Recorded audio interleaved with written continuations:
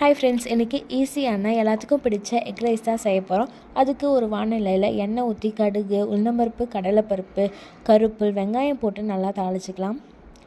இது நல்லா வதங்கின வட்டியும் இப்போ நம்ம பொடியாக நறுக்கி வச்சுருக்க கேரட் அண்ட் கேபேஜை இதில் சேர்த்துக்கலாம். சேர்த்தி ஒரு ஸ்பூன் உப்பு, ஒரு ஸ்பூன் மிளகாத்தூள், ஒரு ஸ்பூன் மஞ்சள் சேர்த்து நல்லா வதக்கி வச்சுக்கலாம். இப்போ இன்னொரு பேனில் எண்ணெய் ஊற்றி நம்ம முட்டையை உடச்சி ஊற்ற போகிறோம். நாங்கள் 5 பேர் இருக்கனால நாங்கள் 5 முட்டை சேர்த்துறோம். அதுக்கு தகுந்த மாதிரி நீங்கள் அதை உடச்சி ஊற்றிக்கோங்க. இப்போ உடச்சி நான் நல்லா கிளறி விட்டுக்கணும். இப்போ கொஞ்சம் பெப்பர் அண்ட் உப்பு சேர்த்து நல்லா கலந்து விட்டுக்கலாம்.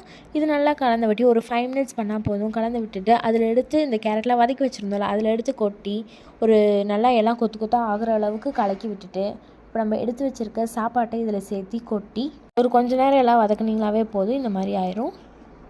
உப்பு கரெக்டாக இருக்கான்னு டேஸ்ட் பார்த்துக்கோங்க. ஸோ அவ்வளோதான், நம்மளோட எக் ரைஸ் ரெடி ஆயிடுச்சு. மறக்காமல் நம்ம சேனலை சப்ஸ்கிரைப் பண்ணிக்கோங்க. பாய் பாய்.